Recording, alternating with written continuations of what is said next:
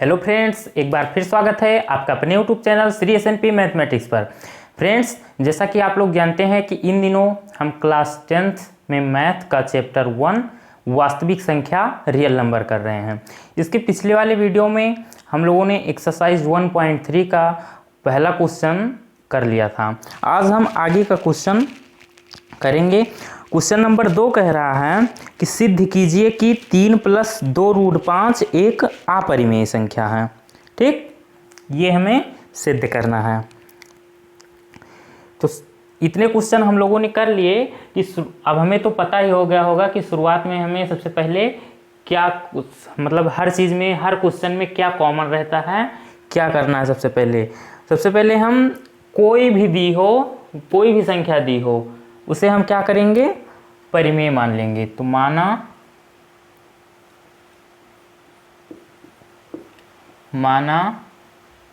3 + 2√5 एक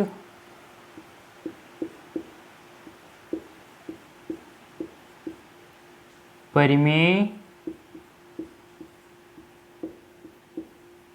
संख्या है।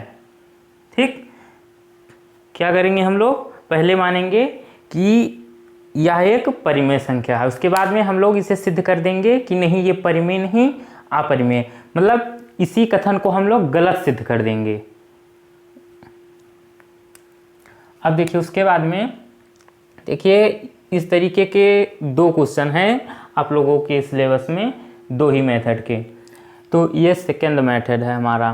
तो इसमें क्या करेंगे, देखिए सबसे पहले उद्देश्य आप लोग समझ लीजिए कि हम लोग करेंगे क्या, कि जो रूट वाली संख्या है उसको हम एक तरफ कर लेंगे, बाकी सारी संख्याओं को हम दूसरी तरफ कर देंगे। ठीक, देखिए कैसे। अगर ये परिमेय संख्या है तो परिमेय संख्या को हम p/q के रूप में लिख सकते हैं।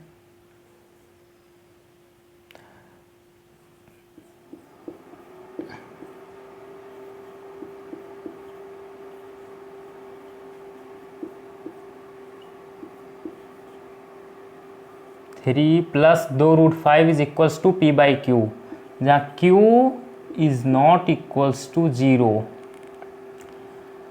p व q सह अभाज्य संख्या है। ठीक, p व q सहभाज्य संख्या है। उसके बाद में क्या करेंगे, ये 2√5 आप यहीं पर रोकिए ऐसे, और 3 ये प्लस में दिख रहा है ना, तो इसको आप दूसरी तरफ भेज दीजिए, माइनस में हो जाएगा, -3। ठीक, अब हम लोग क्या करेंगे,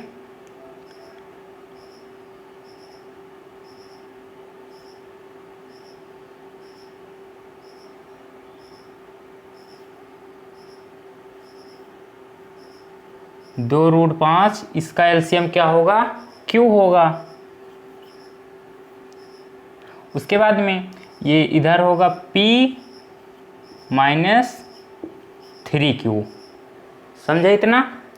इसका इधर से कर दिए, इसका इधर से कर दिए। फिर देखिए √5 इज इक्वल्स टू, अभी भी अंडर रूट के साथ में ये 2 दिख रहा है आपको, तो हम 2 भी यहाँ से हटाएंगे तो ये नीचे आ जाएगा। तो p - 3q अपॉन में 2q। इतना आप लोग को क्लियर हुआ। अब आप इसे नाम दे दीजिए समीकरण 1। समीकरण 1। अब देखिए, अभी हम लोगों ने पीछे सिद्ध किया है इसके पिछले वाले वीडियो में √5 को, कि √5 एक क्या है, अपरिमेय संख्या है। तो उसका हम यहाँ पर फायदा उठाएंगे। अब देखिए क्या करेंगे, चूंकि p व q पूर्णांक है। चूंकि p व q पूर्णांक है इसलिए p माइनस 3q तथा 2q भी पूर्णांक होगा। ठीक, देखिए क्योंकि p व q पूर्णांक है तो पूर्णांकों का जोड़, घटाव और गुणा भी एक पूर्णांक ही प्राप्त होता है हमें। दो पूर्णांकों को हम चाहे गुणा करें, चाहे जोड़ें, चाहे घटाएं, हमें एक पूर्णांक ही प्राप्त होगा। लेकिन अगर दो पूर्णांकों का भाग किया जाता है तो हमें एक परिमेय संख्या प्राप्त होती है। ठीक, ये आप लोग को पता होना चाहिए। तो इसलिए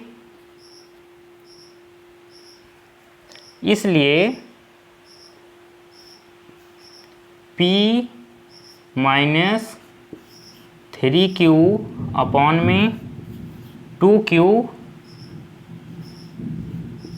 एक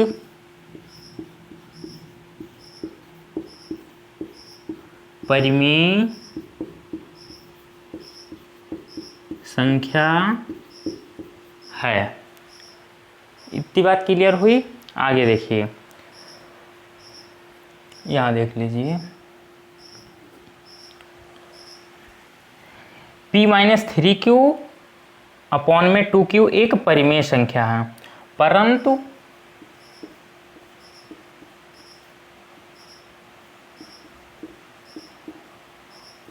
समीकरण 1 से, समीकरण 1, ये समीकरण 1 है, परंतु समीकरण 1 से p माइनस 3q अपॉन में 2q इज इक्वल्स टू √5, जो कि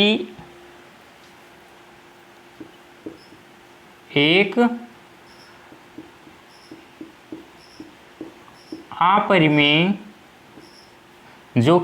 अपरिमेय संख्या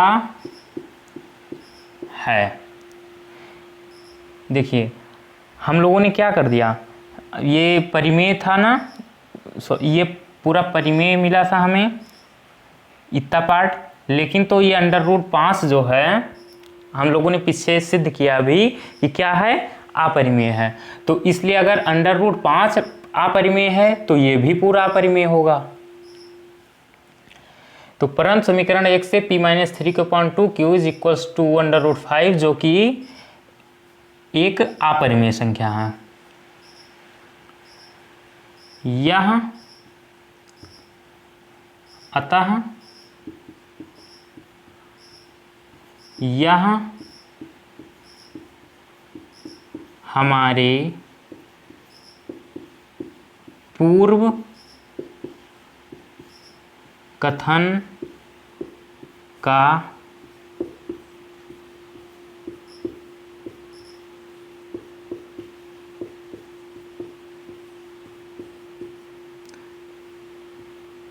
विरोधाभास है।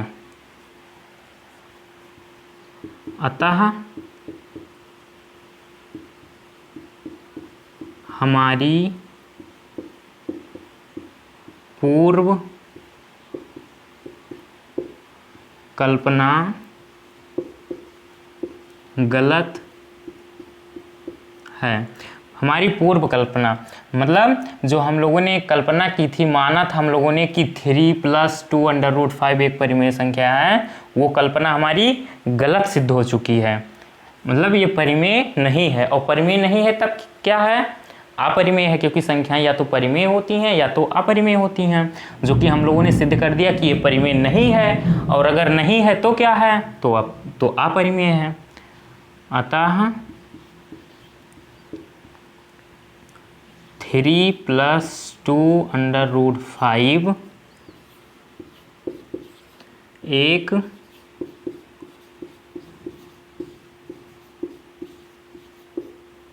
अपरिमेय संख्या है। प्रूफ, बस यही करना था और कुछ नहीं। आप इसका स्क्रीनशॉट ले लीजिए।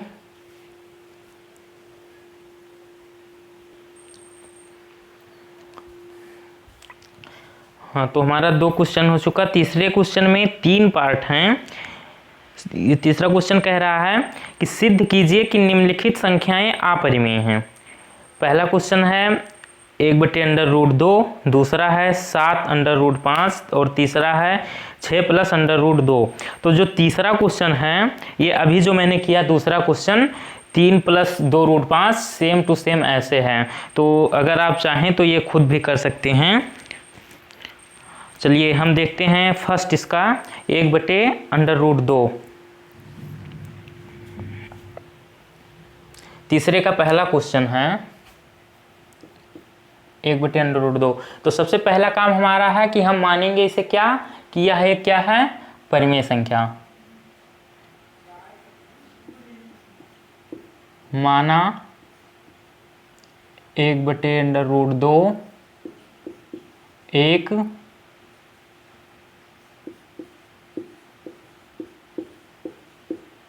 परिमेय संख्या है। और परिमेय है तो हम इसे p/q के रूप में लिख सकते हैं, क्योंकि परिमेय की परिभाषा ही यही होती है। माना 1/√2 बराबर p/q। ठीक, जहाँ q जो है वो is not equals to 0। q की वैल्यू 0 नहीं हो सकती, क्योंकि किसी भी संख्या में अगर हम 0 से भाग करेंगे तो वो वैल्यू इनफाइनाइट आएगी। जैसे लिखा है 2/0, अगर 2 में 0 का भाग करेंगे तो हमें ये इनफाइनाइट प्राप्त होता है। ये बात आप लोग को पता ही होगी, वैसे बड़े हो गए हो भाई, काफ़ी जानकार हो।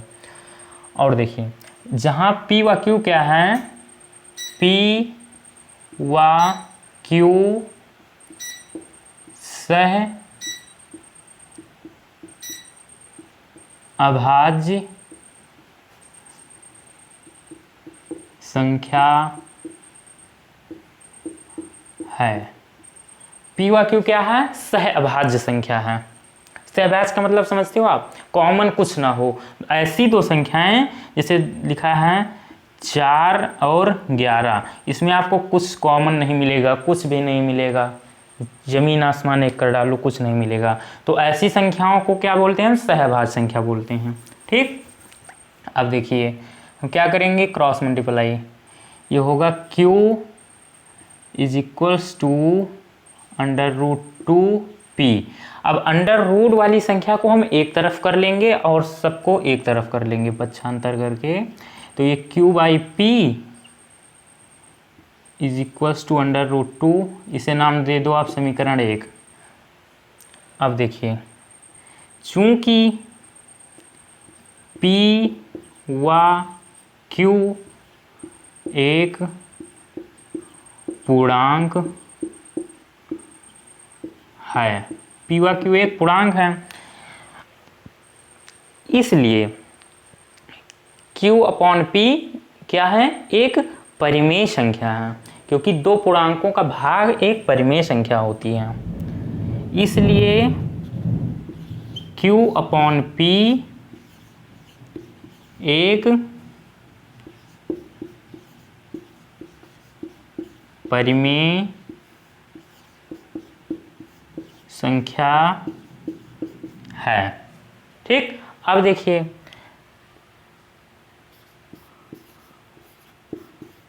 परंतु समीकरण 1 से q/p = √2,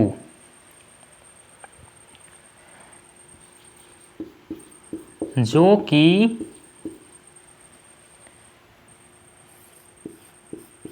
एक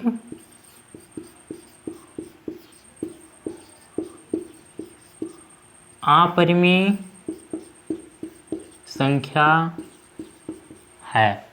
अंडर रूट 2 क्या है? एक अपरिमेय संख्या। हम लोग पीछे प्रूव भी कर चुके हैं, वैसे नहीं बता दिए कि अपरिमेय है। अब देखिए अपरिमेय है, अतः यह हमारे पूर्व कथन का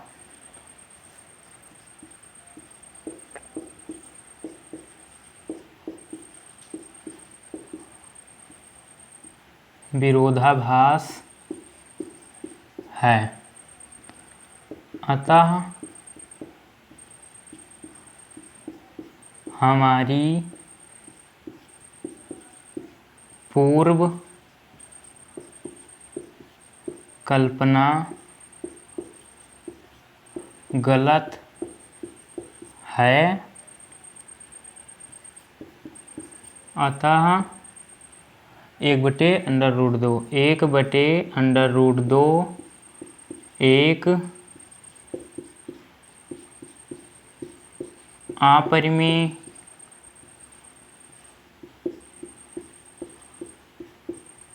संख्या है। प्रूफ बस यही करना था। देखिए हमारे पूर्व कथन का विरोधाभास है। यह जो कथन निकल के आया है ना कि Q/P इज इक्वल्स टू √2। √2 हम लोगों ने पीछे से दिखा कि क्या है? एक अपरिमेय संख्या है। इसलिए अगर ये अपरिमेय है तो ये भी अपरिमेय ही होगा। समझ में आया? ये बराबर का मतलब यही है कि जो ये वही ये, तो अगर ये अपरिमेय तो ये भी अपरिमेय। तो हम लोगों ने शुरुआत में माना था कि नहीं 1/2 क्या है? एक परिमेय संख्या है, और हम लोगों ने यहाँ पर सिद्ध कर दिया कि जो है ये परिमेय था इज इक्वल्स टू P/Q। तो हम लोगों ने सिद्ध कर दिया अब यहाँ पर कि क्या है ये परिमेय नहीं है। तो अगर परिमेय नहीं है तो ये इस कथन का यहाँ विरोध कर रहा है, ये वाला कथन। अतः यह कथन पूर्व कथन का विरोधाभास है। अतः हमारी पूर्व कल्पना मतलब जो हम लोगों ने पहले कल्पना की थी वह गलत है। तो अतः 1/√2 एक अपरिमेय संख्या है। बस यही करना था। स्क्रीनशॉट ले लीजिए इसका।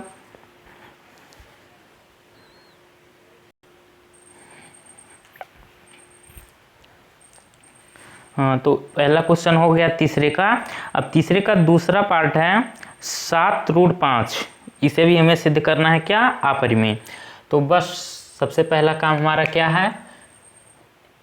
ये दूसरा है, तो सबसे पहला काम हम इसे मानेंगे क्या? परिमेय।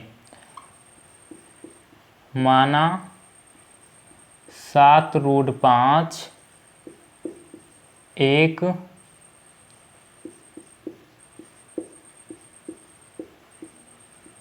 परिमेय संख्या है। माना 7√5 इक्वल्स टू P/Q, और जहाँ Q is not equals to 0 व P व Q सह अभाज्य संख्या है। अब देखिए हम √5 को एक तरफ रखेंगे और सारी संख्याओं को एक तरफ कर लेंगे। जो भी चर हो अचर हो उससे नहीं मतलब है, बस हमें अंडर रूट वाली जितनी भी संख्या है उसको हम एक तरफ रखेंगे। तो √5 इधर अकेला रखेंगे और P और 7 इसके बटे में कर देंगे P के, ये हो जाएगा 7Q। ठीक, अब देखिए हम इसे नाम दे देंगे समीकरण 1। अब देखिए चूंकि P व Q एक पूर्णांक है, P व Q क्या है? एक पूर्णांक है, इसलिए 7 क्यू भी एक पूर्णांक होगा। ठीक, और इसलिए अब देखिए P और 7Q ये दोनों पूर्णांक हैं, तो मतलब यहाँ पर क्या है, पूर्णांक का भाग हो रहा है। तो पूर्णांक का जब भाग करते हैं हम तो हमें एक परिमेय संख्या प्राप्त होती है, और ये दो पूर्णांकों को जब जोड़, गुणा या घटाव किया जाता है तो हमें एक क्या प्राप्त होता है, पूर्णांक ही प्राप्त होता है। लेकिन भाग करने पर हमें परिमेय संख्या प्राप्त होती है। तो हम लिख देंगे यही कि इसलिए P/7Q एक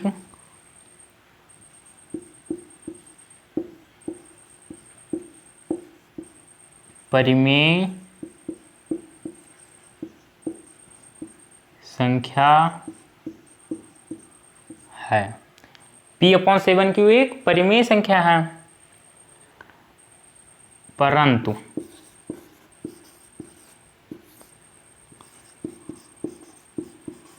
समीकरण 1 से P/7Q इज इक्वल्स टू √5। √5 आपको पता है क्या है, एक अपरिमेय संख्या है जो कि एक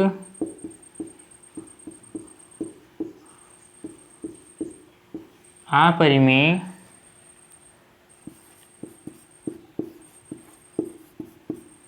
संख्या है। क्या है, एक अपरिमेय संख्या। अगर अपरिमेय संख्या है तो यह हमारे पूर्व कथन का विरोधाभास है। अतः यह हमारे पूर्व कथन का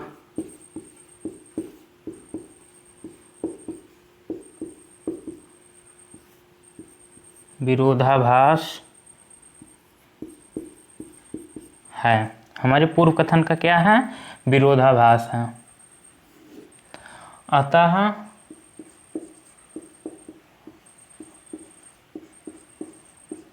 हमारी पूर्व कल्पना गलत है। हम लोगों ने जो पहले कल्पना की थी कि 7√5 एक परिमेय संख्या है, वो अब यहाँ पर गलत सिद्ध हो चुकी। अतः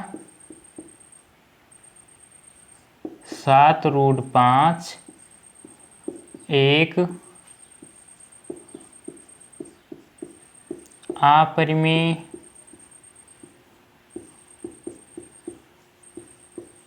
संख्या है। आप लोग इसका स्क्रीनशॉट ले लीजिए। बहुत सारे क्वेश्चन हम लोग कर चुके, अब तो आप लोग को एकदम भुनगा लगा होगा, समझ में आ गया होगा। बहुत सारे क्वेश्चन किए हम लोगों ने।